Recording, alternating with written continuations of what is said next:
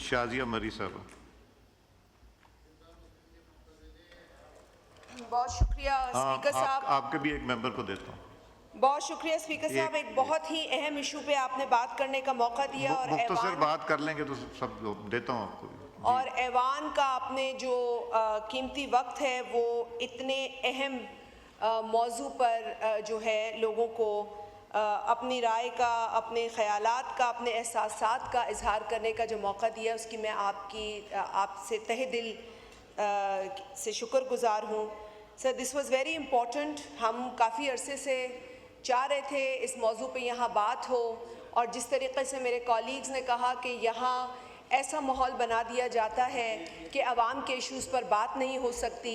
अगर हम अवाम के इश्यूज़ को उठाते हैं, अवाम के इश्यूज़ पर बात करते हैं तो शोर व गुल सुनाई देता है, अलग अलग किस्म के मुतालबात होते हैं जिसमें कहीं भी अवाम का कोई मुतालबा नज़र नहीं आता। आज पाकिस्तान के अंदर, मैं सिर्फ ये नहीं कहूँगी कि एक सूबे या दो सूबे के अंदर, बल्कि पाकिस्तान के अंदर बहुत ज़्यादा तशवीश पाई जा रही है पानी के इशू को लेकर। सर, पानी का इशू बहुत ही अहम और हसास इशू है। इस इशू को मैं नहीं समझती कि किसी भी पाकिस्तानी को इसे ईजी लेना चाहिए, चाहे वो एक आम शहरी हो, चाहे वो अपोजिशन का रुकन हो, या वो हुकूमत में बैठा कोई मिनिस्टर हो, या हुकूमत का कोई यहाँ नुमाइंदा हो। हमने देखा है सर, एक अरसे से हम पानी के इशू पर बात कर रहे हैं, मुख्तलिफ फोरम्स पर बात कर रहे हैं। इस फोरम पर भी बात की गई है, कुछ एश्योरेंसेस दिलाई गई, लेकिन अभी तक उन एश्योरेंसेस पर कोई हमें इम्प्लीमेंटेशन नज़र नहीं आई। इसीलिए हम मजबूर हुए कि आज एक बार फिर आपकी तवज्जो इस अहम तरीन इशू की जानिब राग़िब करें, और मैंने कहा कि आपने ये मौका दिया, इसलिए आपके भी शुक्रगुजार हैं। मुझसे पहले हमारे अरकान कौमी असम्बली, मेरे कॉलीग्स ने बात की है, हमारे सीनियर जो कॉलीग हैं, सीनियर सीजन पार्लियामेंटेरियन जो इस मुल्क के वज़ीर आज़म भी रह चुके हैं, राजा परवेज़ अशरफ साहब, जिनका ताल्लुक़ पंजाब से है, उन्होंने भी बहुत ही, मैं समझती हूँ कि एक बहुत मैच्योर और सुलझी हुई बात की है। देखिए, मसला पानी का ज़रूर है, लेकिन मसला इसके साथ साथ पाकिस्तान के अंदर अमन का भी है। हमें ये ताना दिया जाता है कि आप पानी पर सियासत कर रहे हैं। मैं उन कम अक्लों को ये बताना चाहती हूँ कि सियासत एक तो बुरा लफ्ज़ नहीं है, लेकिन ये सियासत नहीं है, ये प्योरली टेक्निकल इशू है। और आप जिस इशू पर सियासत की दुहाई या हमें ताना दे रहे हैं, इस इशू पर जंगें हो जाती हैं। आप डरें उस दिन से जब खुदा न खास्ता इस हसास इशू पर खुदा न खास्ता कोई जंग का माहौल क्रिएट हो। जिस तरीके से आप इसे हैंडल कर रहे हैं, जिस तरीके से आप इसका मजाक उड़ा रहे हैं, जिस तरीके से एक सूबे के अंदर रोज़ के बुनियाद पर अजीब व गरीब बयानात दिए जा रहे हैं, हमें लग यूँ रहा है कि पाकिस्तान में आग लगाने की कोशिश की जा रही है। हमें लग यूँ रहा है कि पाकिस्तान के अमन को ख़तरा है। हमें लग ये रहा है कि पाकिस्तान में जो भाईचारे की फ़िज़ा हमने मिलकर कायम करने की कोशिश की और कुर्बानियाँ दी, उसको ख़तरा है। सर, एक गैर जिम्मेदाराना बयान अगर किसी भी सूबाई हुकूमत की जानिब से आता है तो ये ना समझे कि उसका असर नहीं होता। उसका असर पूरे पाकिस्तान पर होता है, पाकिस्तान की आवाम पर होता है, बिलखुसूस उस आवाम पर होता है जिसे आज पानी की किल्लत का शदीद सामना है। जो आज बात की गई है डाउनस्ट्रीम कोटरी, लाखों एकड़ जमीन समुंदर खा चुका है डाउनस्ट्रीम कोटरी। आपका बायोडाइवर्सिटी इफेक्ट तबाह हो चुका है। ब्लाइंड डॉल्फिन की मेरे भाई ने बात की, दुरुस्त बात है। आप डेल्टा रीजन जाके स्टडी तो करें, जाएं जिन जिन ममालिक में डेल्टा रीजन है, किस तरीके से डेल्टा को प्रोटेक्ट किया जाता है, किस तरीके से स्वीट और सॉल्ट वाटर को मिलाया जाता है टू एंश्योर कि आपका बायोडाइवर्सिटी इफेक्ट जो है वो मजबूत रहे। लेकिन हमारे यहाँ ये बड़े अफसोस के साथ कहना पड़ता है, I am not going two point fingers, but ये मैंने सुना है और मुझे शदीद तकलीफ हुई है जब कहा जाता है डाउनस्ट्रीम कोटरी पानी को ज़ाया किया जा रहा है। वो ज़ाया नहीं होता, वो ज़रूरत है डेल्टा की। आप लोगों को कम से कम अपने आप को एजुकेट करने की ज़रूरत है। ये कम अक्ली, ये जहालत पाकिस्तान को बहुत बड़ा नुकसान पहुंचा रही है। और मैं आज भी अपील करती हूं कि खुदा के लिए डाउनस्ट्रीम कोटरी पानी जाना जरूरी है। इसके लिए अगर आप कहेंगे पानी जाया हो रहा है तो आप पाकिस्तान के साथ दुश्मनी कर रहे हैं, क्योंकि अगर किसी एक सूबे को नुकसान होता है तो उसका इम्पैक्ट पूरे पाकिस्तान पे होता है। ये ना समझे कि अगर सिंध सूखेगा और बलूचिस्तान सूखेगा तो कोई और इलाका जरखेज हो सकता है, ये हरगिज नहीं हो सकता। सर, मैं 1991 अकॉर्ड का भी हवाला दिया गया, उसका पैरा 2 क्लियरली पानी की एलोकेशन की बात करता है और क्लियरली लिखा है कितना मिलियन एकड़ फीट पानी किस सूबे को जाना है। It is very clear.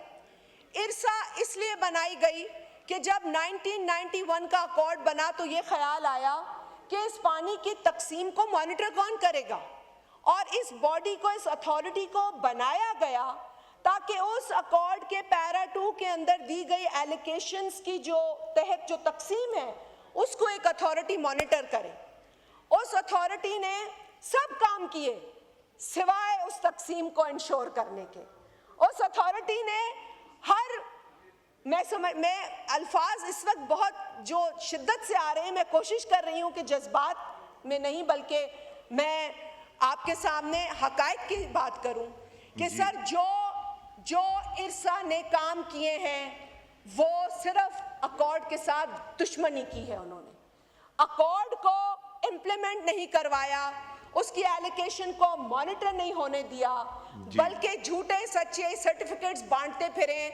और आज ही एक ऐसा झूठा सर्टिफिकेट जो इरसा ने जनवरी 2024 में जारी किया था, उसको सिंध हाई कोर्ट ने उसको रिजेक्ट और इलीगल कहते हुए स्टे ऑर्डर दिया।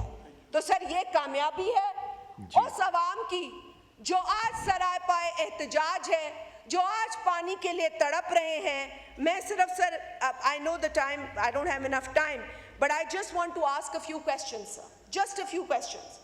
जब हमें पता है कि, और ये इरसा खुद कहती रही है कि हमारे पास अकॉर्ड की एलोकेशन के मुताबिक पानी देने की गुंजाइश नहीं है, क्योंकि पानी ही नहीं है।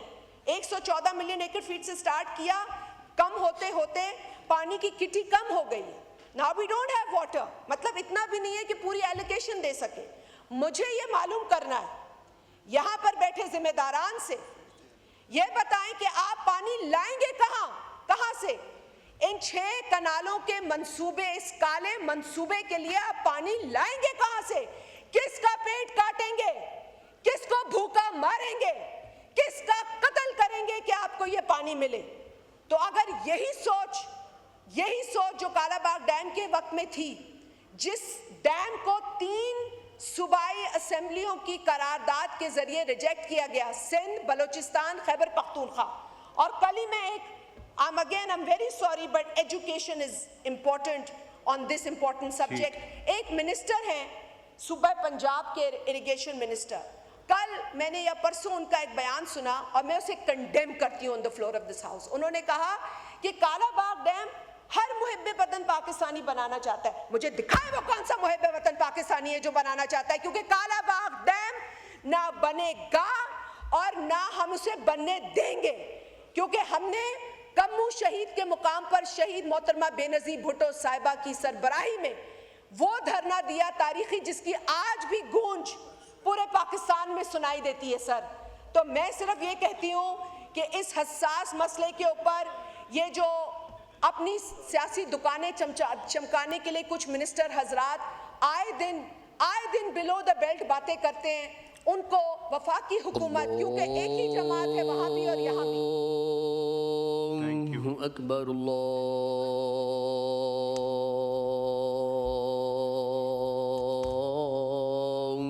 अकबर। दें शाजिया साहबा को जी। तो फेडरल गवर्नमेंट ये भी बता दे कि सीसीआई मीटिंग जिसकी वायलेशन ये कर रहे हैं कॉन्स्टिट्यूशनली 1 साल से ऊपर हो गया, इन्होंने क्यों नहीं बुलाई? हर 3 माह में बुलाने की ज़रूरत है सर। मैं सिर्फ एक चीज़, क्योंकि ऑनरेबल प्रेसिडेंट आसिफ अली जरदारी साहब का बहुत जिक्र होता रहा, ट्रक की बत्ती के पीछे लगा दिया जाता है कि जी उन्होंने कुछ अप्रूवल दिया है। Sir, he is a ceremonial head, he has no authority और नो राइट कि वो किसी भी प्रोजेक्ट का अप्रूवल दें। तो ये एक ट्रक की बत्ती है, लेकिन उसको भी उन्होंने बिल्कुल ही मैं समझती हूँ कि वाइट वॉश कर दिया। उनकी अपनी ये तकरीर है जिसके आप भी विटनेस हैं। I just want to read this one para that he mentioned in his speech. This is his speech, sir. I quote him.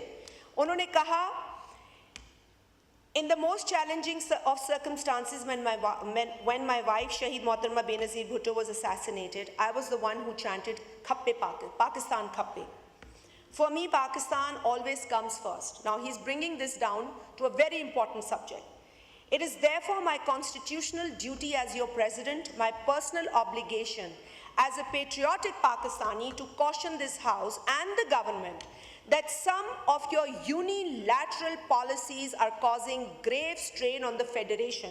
In particular, the government's unilateral decision to carve out more canals from the Indus River system despite strong opposition from federating units.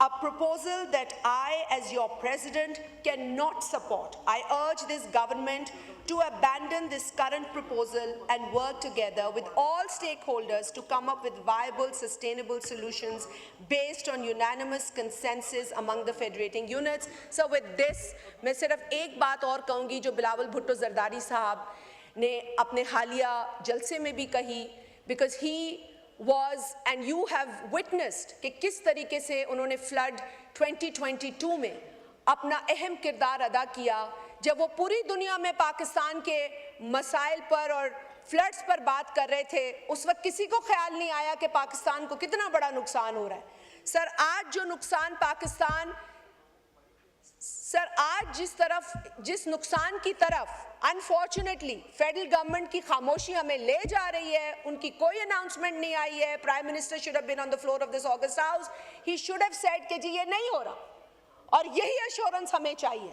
और अगर ये जब तक ये नहीं होगा तो हम ये कहेंगे, no more canals on Indus. Thank you sir.